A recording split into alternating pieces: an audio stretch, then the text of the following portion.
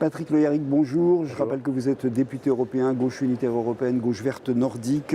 On va parler avec vous de la prolongation de l'emprisonnement en Israël de l'avocat franco-palestinien Salah Hamouri.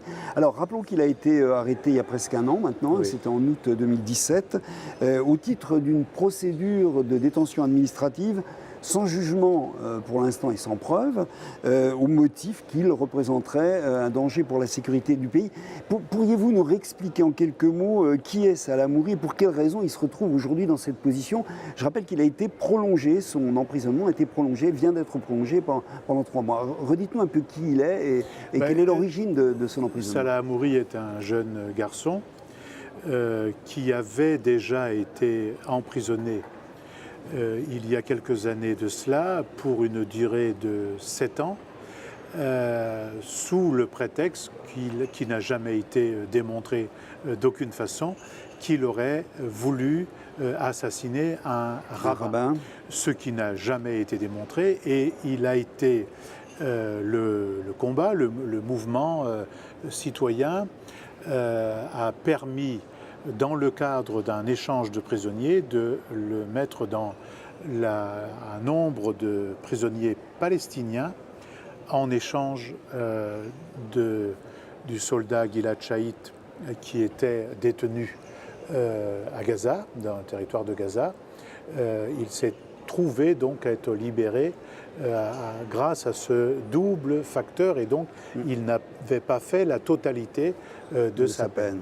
Et il a été arrêté effectivement le 23 août, il y a quasiment un an, pour 6 mois de détention administrative, sans procès, sans preuve, sans publication contradictoire d'éléments qui permettraient de le condamner ou de le maintenir en prison. Et ça va faire la 3e fois maintenant que sa peine est prolongée, puisqu'il a eu une première fois 6 mois, puis à nouveau une prolongation, et il vient d'y avoir, il y a quelques jours, à nouveau une prolongation de détention administrative de 3 mois, alors qu'il était dit, lorsqu'il a été arrêté il y a un an, il avait été dit que le temps pour lequel il avait bénéficié d'une amnistie, il devait faire la prison pour cela. Donc il a été dit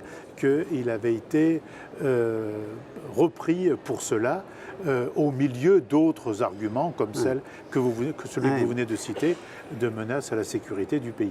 Alors, il n'est pas le seul dans ce cas. Hein. Il y a plus de 450 prisonniers qui sont dans la même situation à l'heure actuelle dans les prisons israéliennes. Qui sont en détention administrative. En détention administrative. Voilà, sans procès et renouvelés régulièrement, dont des élus, plusieurs parlementaires, et dont des enfants. C'est ça. Alors, Salah Hamouri est surtout connu comme l'un des défenseurs de la cause palestinienne, disons-le clairement. C'est quoi? C'est une mesure d'intimidation faite en direction de tous ceux qui, à un moment donné, voudraient effectivement défendre la cause palestinienne, la cause des Palestiniens. Comment vous l'interprétez? Salah Hamouri, quand il est sorti de prison, il a fait quelque chose de formidable. Il s'est battu pour faire des études de juriste. C'est ça, il est avocat. Et il est devenu avocat. Ouais, c'est ça. Et en étant devenu avocat et juriste, il était juriste associé à une association, à un mouvement de défense des droits humains. Mais Salah Hamouri, comme beaucoup d'autres, ne défendent pas précisément la cause palestinienne, ils défendent surtout la justice et le droit international. Et la justice et le droit international, évidemment, poussent à ce que les Palestiniens recouvrent leurs droits. Alors, il a bénéficié d'un fort mouvement d'opinion international, et il continue à bénéficier de ce mouvement, ce qui ne change pas grand-chose pour l'instant. Alors, on dit que le président français Macron en a parlé lors de la visite du Premier ministre israélien Benjamin Netanyahou à Paris, que son cas est évoqué. On sait quelque chose sur ce qui s'est dit ou pas? D'abord, il faut noter que la Commission des droits de l'homme de l'Organisation des Nations Unies s'est prononcée pour la libération de Salah Hamouri. Il est vrai que le ministre des Affaires étrangères, M. Jean-Yves Le Drian, et M. le Président de la République française en ont parlé au plus haut niveau des autorités israéliennes. Ça, nous ne pouvons pas le contester. Mais je pense qu'aujourd'hui, dès lors qu'ils ont fait ça, et dès lors qu'ils ne sont pas entendus de la manière diplomatique qu'ils ont employée, l'État israélien, le gouvernement israélien plus précisément, bafoue non seulement le droit international, prive un citoyen français de sa liberté, se moque du mouvement progressiste français, mais se moque de la France et de ses représentants. Et donc moi je crois qu'aujourd'hui, le moment est venu pour le président de la République et le ministre des Affaires étrangères de taper du poing sur la table jusqu'au moment où on libère Salah Hamouri.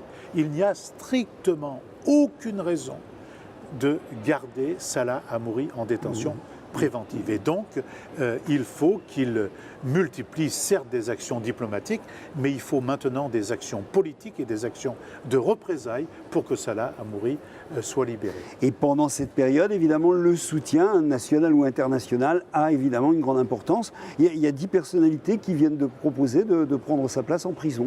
Oui, ils viennent de faire un appel et ils se proposent de se mettre, comme ils disent, nous nous offrons comme otages en échange de la libération de Salah Hamouri. Voilà. On continuera à suivre, bien entendu, cette affaire qui est loin d'être réglée. Merci, Patrick Le Yarrick, à bientôt. Merci. Merci bien.